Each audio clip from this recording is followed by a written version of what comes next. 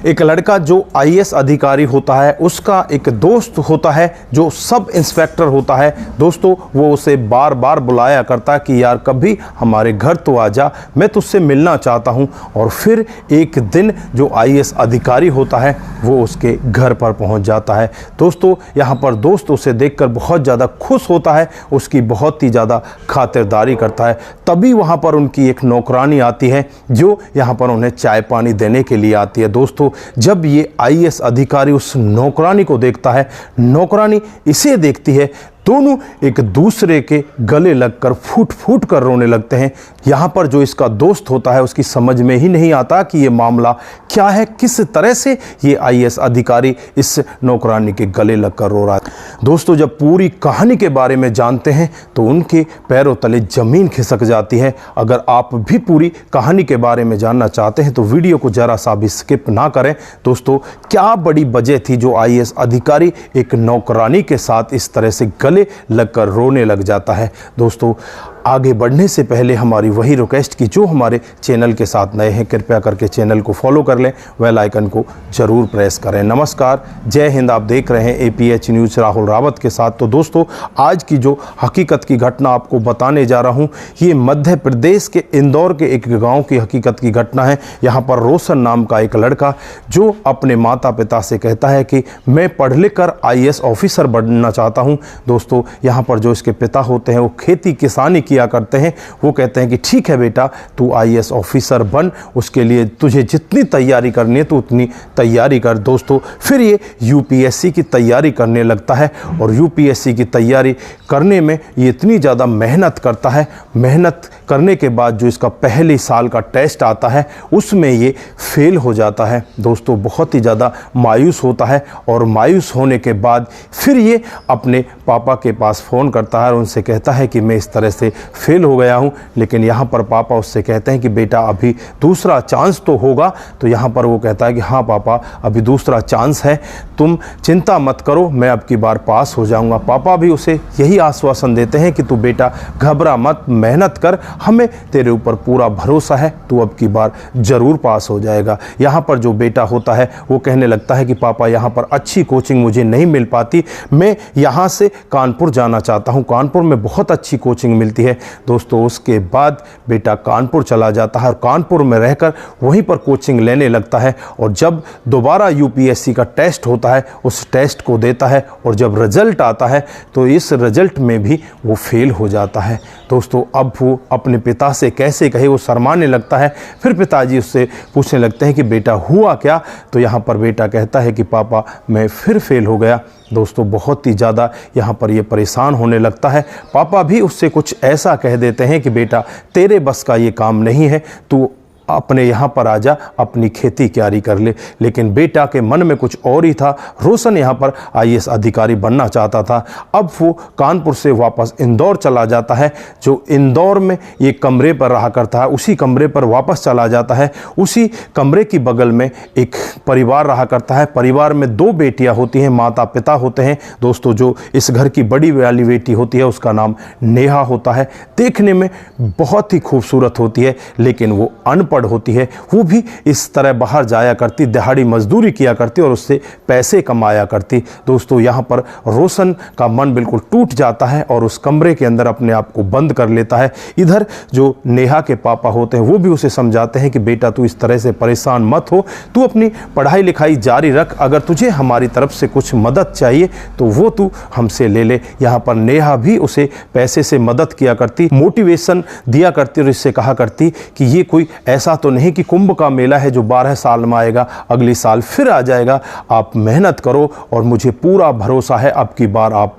ज़रूर सफल हो जाओगे। दोस्तों, उसके बाद रोशन का दिमाग फिर बदलता है, फिर ये अपनी पढ़ाई में लग जाता है और जब इसका टेस्ट होता है तो उस टेस्ट को ये पास हो जाता है, उस टेस्ट को पार कर लेता है। दोस्तों बहुत ही ज़्यादा खुश होता है। ये अपने माता पिता को भी नहीं बताता, बस नेहा को बताता है कि मैं टेस्ट पास कर चुका हूँ। नेहा बहुत ज़्यादा खुश होती है। उसके बाद इसका एक दूसरा टेस्ट होता है, उसको भी ये अच्छे अंकों से पास कर लेता है। अब इसका पारी आ जाती है इंटरव्यू की। तो इंटरव्यू के लिए ये जब जाता है तो इंटरव्यू जाने से पहले नेहा इसकी तरफ देखती है और इसे कहती है कि आज आपका सब कुछ ठीक हो जाएगा। दोस्तों जब ये इंटरव्यू देकर वापस आता है तो सबसे पहले नेहा से ही मिलता है। इंटरव्यू में ये पास हो जाता है और ये आईएएस अधिकारी बन जाता है। दोस्तों नेहा से कहने लगता है कि नेहा आज जो मैं कुछ हूँ सब कुछ तेरी बदौलत ही हूँ, नहीं तो मैं आज कुछ भी नहीं होता, मैं टूट जाता, लेकिन तुमने मुझे कभी भी टूटने नहीं दिया।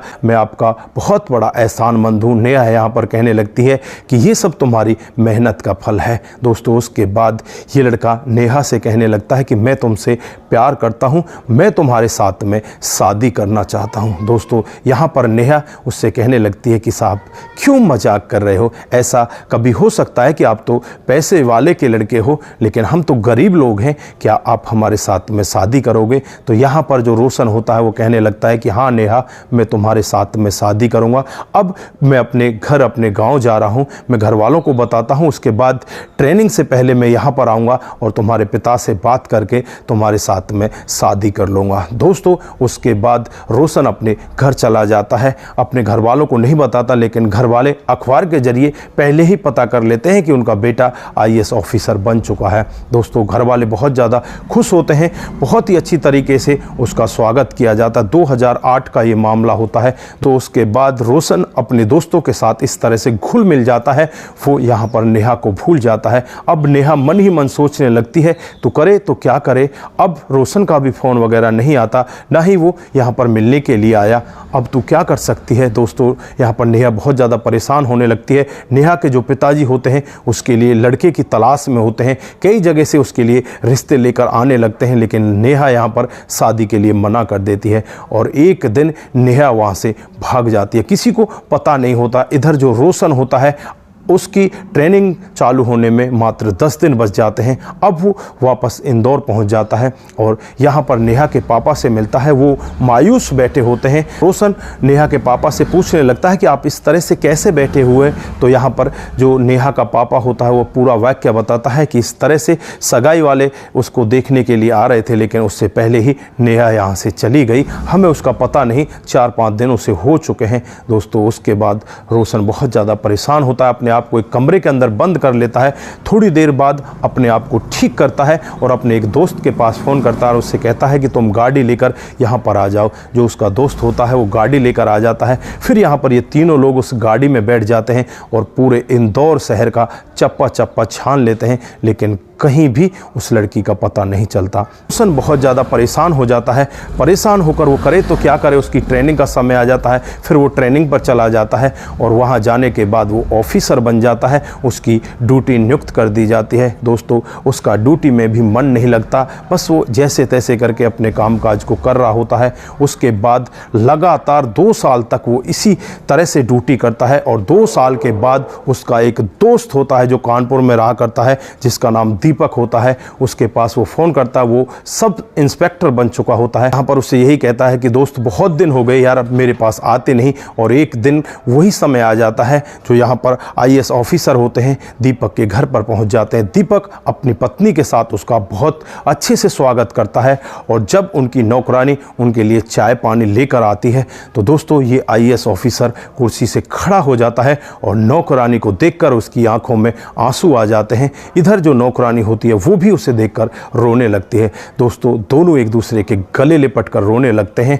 यहाँ पर जो दीपक होता है उसकी पत्नी होती है इस पूरे वाकया को देख रहे होते हैं और वो कहने लगते हैं कि यार ये हुआ क्या है। फिर उसके बाद में जब यहाँ रोशन से पूछा जाता है कि ये क्या मामला है, जब रोशन पूरी डिटेल से बताता है कि ये वही लड़की है जिसने मुझे आईएएस बनाने में बहुत ज़्यादा मदद की थी, लेकिन तुम्हारे पास ये कैसे आई और ये कितने दिन से तुम्हारे पास है। तो यहाँ पर दीपक कहता है कि 2 साल पहले का वाक़या है, जब मैं इंदौर गया था। मैं अपनी ड्रेस में होता हूँ और वहाँ जाने के बाद ये लड़की मुझसे मिलती है और मुझसे कहने लगती है कि साहब मैं बहुत ज़्यादा परेशान हूँ, मुझे काम दे दीजिए, मैं काम की तलाश में हूँ। उसके बाद मैं इसे अपने घर ले आता हूँ और हमारे घर पर ये ऐसे रहती है जैसे कि हमारे ये परिवार का हिस्सा है। पर जो रोशन होता है दीपक का धन्यवाद करता है और उससे कहता है कि दीपक, तुम्हें नहीं पता तुमने मुझे आज क्या दे दिया। उसके बाद उस लड़की नेहा को अपने साथ लेता है और नेहा के घर पहुंचता है। नेहा के घर वालों से कहता है कि आपकी बेटी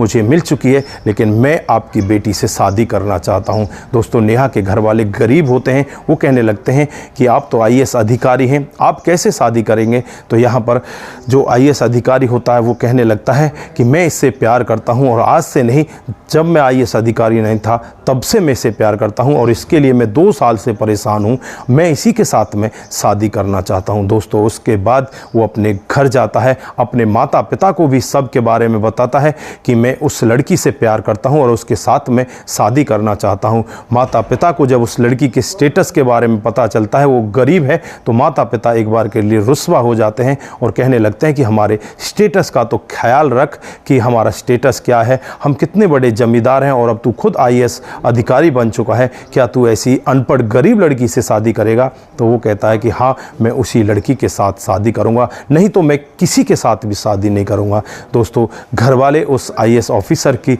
जिद के आगे टूट जाते हैं और फिर उन दोनों की रजामंदी से शादी कर दी जाती है। दोस्तों, उसके बाद ये दोनों बड़े आराम से रहने लगते हैं, बड़े प्यारपूर्वक इनका जीवन कटने लगता है। तो ये थी आज की हकीकत की कहानी। आप लोगों को कैसी लगी? यहाँ पर रोशन का किरदार आप लोगों को कैसा लगा? नेहा का किरदार आप लोगों को कैसा लगा? दोस्तों, आप यहाँ पर कमेंट बॉक्स में ज़रूर बताइएगा। दोस्तों, अगर आप लोगों को हमारी कहानी ज़रा सी भी प्रभावित करती है, ज़रा सी भी अच्छी लगती है, तो दोस्तों के साथ ज़रूर शेयर करके जाएं। नमस्कार, जय हिंद,